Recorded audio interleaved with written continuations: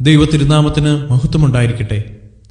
പുതിയൊരു പ്രഭാതത്തിൽ തൃപ്പാദം എന്ന പ്രതിദിന പരിപാടിയിലേക്ക് എല്ലാ മാന്യ ശ്രോതാക്കൾക്കും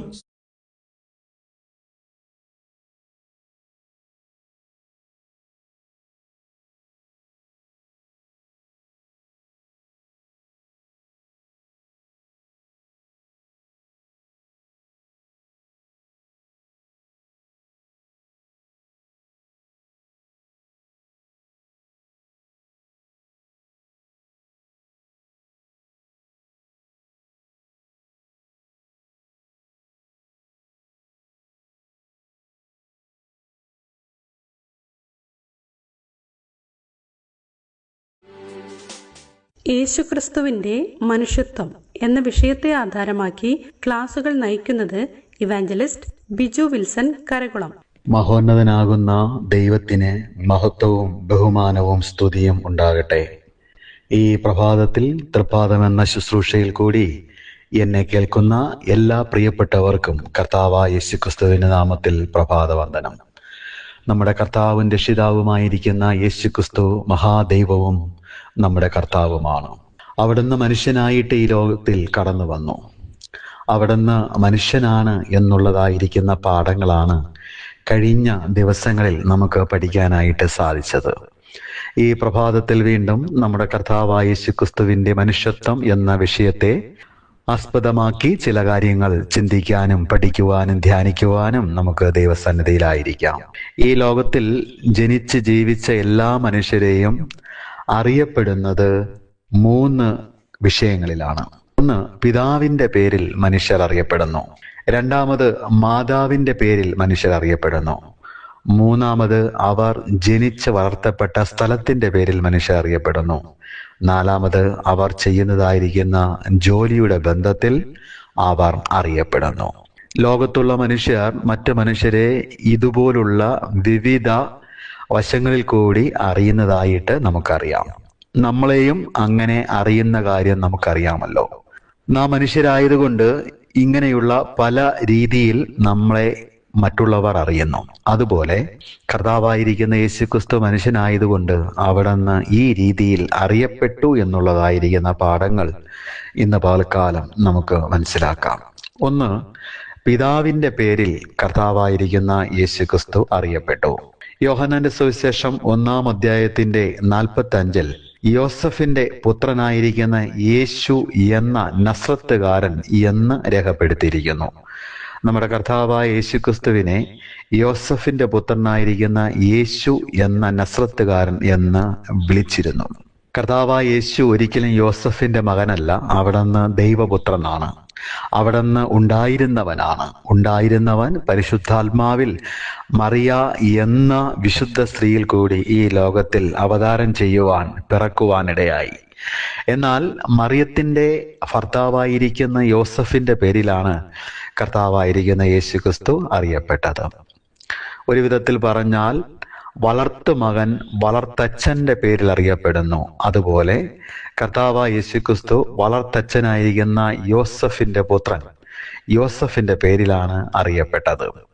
യോഹന്നാന്റെ സുവിശേഷം 6-ാം അധ്യായത്തിന്റെ 42-ൽ ഇവൻ യോസഫിന്റെ പുത്രനായ യേശു അല്ലയോ, അവന്റെ അമ്മയെയും അപ്പനെയും നാം അറിയുന്നുവല്ലോ എന്ന് യഹൂദന്മാർ പറയുണ്ടായി. കർത്താവായിരിക്കുന്ന യേശുക്രിസ്തുവിന്റെ വായിൽ നിന്ന് വന്നതായിരിക്കുന്ന വചനങ്ങൾ, അവിടുന്ന് പ്രവർത്തിച്ചതായിരിക്കുന്ന അത്ഭുതങ്ങൾ, ഇതെല്ലാം കണ്ടിട്ട് ആശ്ചര്യപ്പെട്ടുകൊണ്ടാണ് യഹൂദന്മാർ അങ്ങനെ ചോദിക്കുവാൻ തക്കവണ്ണം ഇടയായത്. ലൂക്കോസിന്റെ സുവിശേഷം 3-ാം അധ്യായം 23 നാം വായിക്കുമ്പോൾ യേശു യോസഫിന്റെ മകൻ എന്ന് ജനം വിചാരിച്ചു എന്ന് രേഖപ്പെടുത്തിയിരിക്കുന്നു.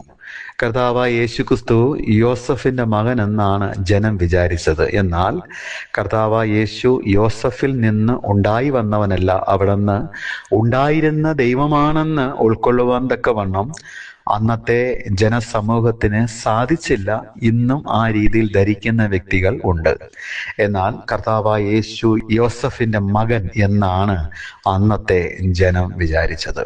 യോസഫും കർത്താവായിരിക്കുന്ന യേശുക്രിസ്തുവും തമ്മിലുള്ളതായിരിക്കുന്ന ബന്ധം. കർത്താവായ യേശുക്രിസ്തുവിന് യേശു എന്ന പേർ വിളിച്ചത് യോസഫാണ്.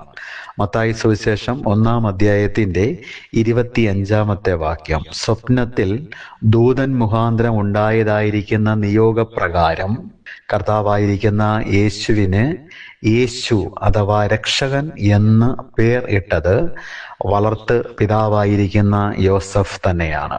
നിന്റെ അപ്പനായിരിക്കുന്ന യോസഫ് എന്ന് മറിയ കർത്താവായ യേശു ക്രിസ്തുവിനോട് സംസാരിക്കുന്നുണ്ട്. യെരുശലേം ദൈവാലയത്തിൽ പെസഹ പെരുന്നാളിന് പോയ ശേഷം മടങ്ങി വരാത്ത യേശു ക്രിസ്തുവിനെ ഓർത്ത് അവർ വിചാരപ്പെടുകയും യേശു കർത്താവിനെ ഉപദേഷ്ടാക്കന്മാരുടെ നടുവിൽ കാണുകയും അതിനുശേഷം യേശു കർത്താവ് അവരോടൊപ്പം ഇറങ്ങി വരികയും ചെയ്തു. നസ്രത്തിലേക്ക് അവർ മടങ്ങിപ്പോയി. ആ സന്ദർഭത്തിൽ മറിയ പറഞ്ഞ വാക്കാണ്, നിന്റെ അപ്പനായിരിക്കുന്ന യോസഫ് ഞങ്ങൾ ഒരുപാട് നിന്നെക്കുറിച്ച് വിഷമിച്ചു എന്ന് പറയുകയുണ്ടായി.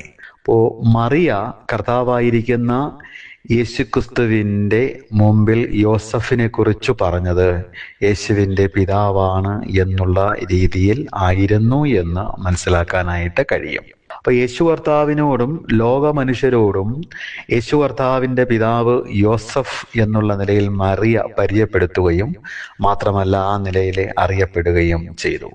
ഈ യോസഫിനെ യേശു കർത്താവ് കീഴടങ്ങി ജീവിച്ചു എന്ന് നമ്മൾ വായിക്കുന്നു. ലൂക്കോസിന്റെ സുവിശേഷം 2-ാം അധ്യായത്തിന്റെ 41-ാമത്തെ വാക്യത്തിൽ അവന്റെ അമ്മയപ്പന്മാരോടൊപ്പം അവൻ ഇറങ്ങി നസ്രത്തിലേക്ക് പോയി എന്നും മാത്രമല്ല അവർക്ക് കീഴടങ്ങി ജീവിച്ചു എന്നും രേഖപ്പെടുത്തിയിരിക്കുന്നു. ഈ ഭാഗങ്ങളിൽ നിന്നും കർത്താവായിരിക്കുന്ന യേശു ക്രിസ്തു യോസഫിന്റെ മകൻ എന്ന് അറിയപ്പെട്ടു.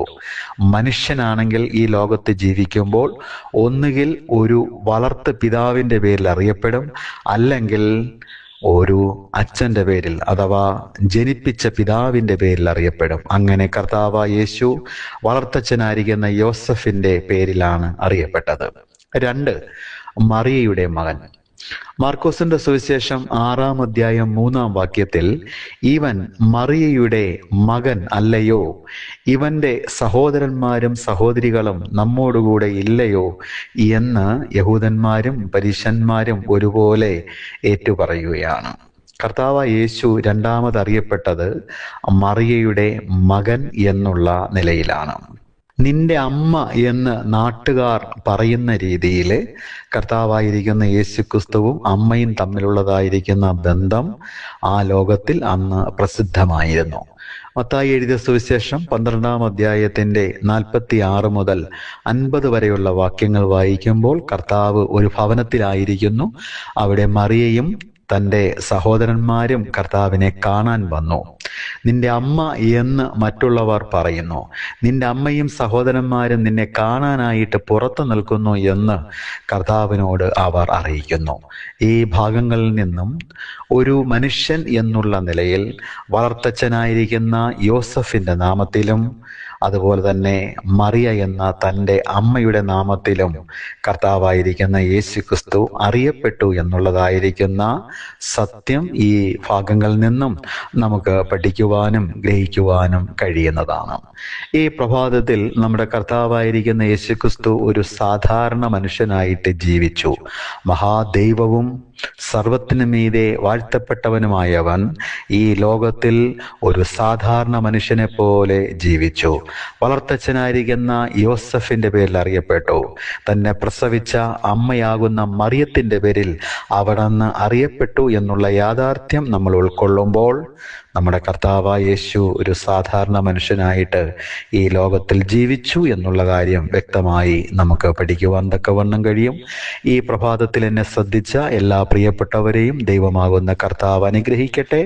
നമ്മുടെ കർത്താവായ യേശു സമ്പൂർണ്ണ മനുഷ്യനും സമ്പൂർണ്ണ ദൈവവുമാകുന്നു എന്നുള്ളതായ ആത്മീയ പാഠം ഈ പ്രഭാതത്തിൽ ഒരിക്കൽ കൂടി പഠിച്ചുകൊണ്ട് കർത്താവിൻ്റെ മഹത്വത്തിന് വേണ്ടി നമുക്ക് ജീവിക്കാം. ഈ പ്രഭാതത്തിൽ എന്നെ ശ്രദ്ധിച്ച എല്ലാ പ്രിയപ്പെട്ടവരെയും ദൈവമാകുന്ന കർത്താവ് അനുഗ്രഹിക്കട്ടെ.